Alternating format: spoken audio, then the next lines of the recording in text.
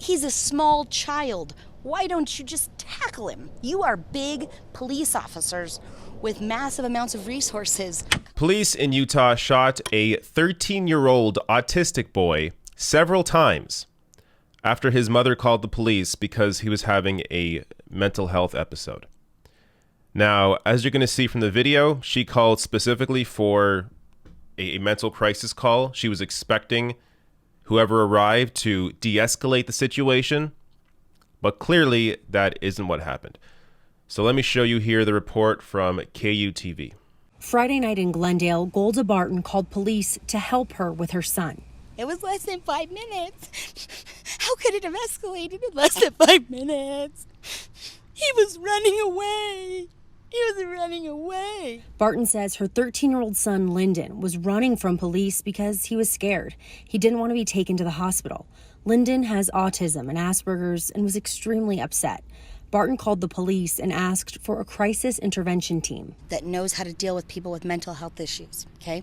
So you call them, and they're supposed to come out and be able to de-escalate a situation using the most minimal force possible. Telling officers her son needed to be taken to the hospital for treatment. I said, look, he's unarmed, he doesn't have anything, he just gets mad and he starts yelling and screaming, and he's a kid, he's trying to get attention, he doesn't know how to regulate. When police arrived, her son ran away. One Salt Lake City police officer fired their weapon. And I hear, get down on the ground, get down on the ground, get on the ground, bam, bam, bam, bam, bam, bam, bam, bam, bam.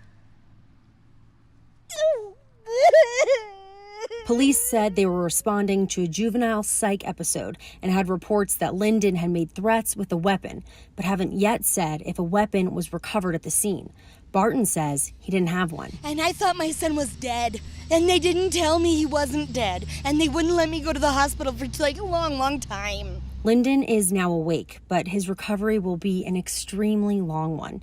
Barton says she takes solace in the support from her community, but needs answers from police. Why didn't they tase him? Why didn't they shoot him with a rubber bullet? He's a small child. Why don't you just tackle him? You are big police officers with massive amounts of resources. Come on, give me a break. I don't understand what training somebody needs to know not to shoot a 13-year-old boy, let alone during a mental crisis.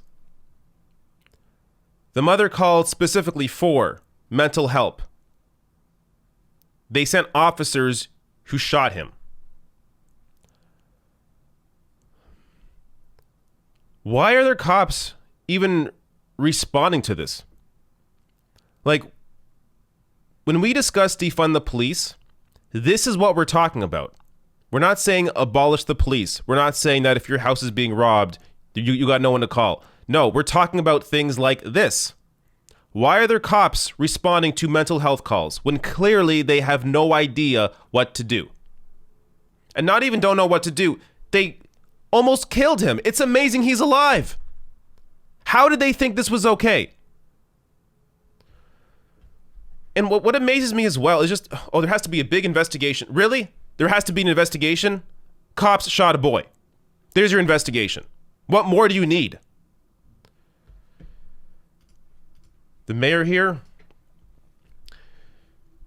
in a statement to the Salt Lake City Tribune, Mayor Aaron Mendenhall vowed the investigation would be quick. Let's hope so. Says, quote, no matter the circumstances, what happened on Friday night is a tragedy, and I expect this investigation to be handled swiftly and transparently for the sake of everyone involved, she said. I just don't. Do cops' brains turn off when they're faced with a child?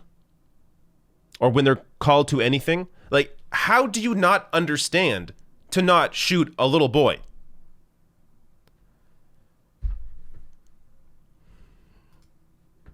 There's a GoFundMe for his medical bills because, again, the U.S. has a completely insane healthcare system. But I'll link to this below the video. It was shared in this Guardian piece, so I know it's a legitimate link here. So I'll share this below the video, as well as all these other links. You can go back and watch that clip, read these articles, go through all the details yourself. So while doing some research for this piece, I thought, hey, I found a video of the shooting. No, this was somebody else. So back in 2016, a graphic video released of police shooting autistic boy. So a Louisiana judge released graphic police video Wednesday from last November when two deputies opened on a car and inadvertently killed a 6-year-old autistic boy. So this is a bit of a different situation, but when it comes to mental health calls, this stuff happens all the time. This from 2018. A worried mom wanted the police to take care of her mentally ill son to the hospital. They shot him. When the police get asked to handle mental health crises, the results can be tragic. Yes, of course. And this happens quite a bit as well in Canada. I covered 2 recent ones at least over this past summer.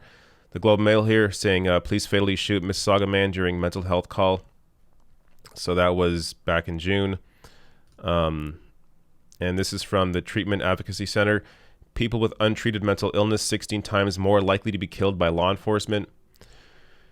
And even when they are treated, like the autistic boy here, still shot.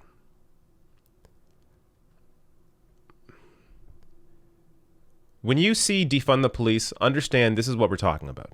Now, there are people as well that want to abolish and completely reimagine what the police are, and I think that's a fine discussion to have. But in terms of what's possible right now, what I think we should focus on right now, we should focus on defunding the police, meaning moving a lot of these resources into other areas. And in some ways, look, you can really sell this as a way of helping police as well, because they have like 10 different responsibilities. It's a lot tougher to be adequate at each of those individual types of calls than if they only had, 3 or 4 different types of calls. So by moving many of these responsibilities off the cops and into actual healthcare professionals, it not only makes the potential outcomes of these calls a lot more or a lot less tragic, but it also helps officers and narrows down what they have to be responsible for. So that is in terms of preventing situations like this, that is the bare minimum, is defund the police and move that money into healthcare.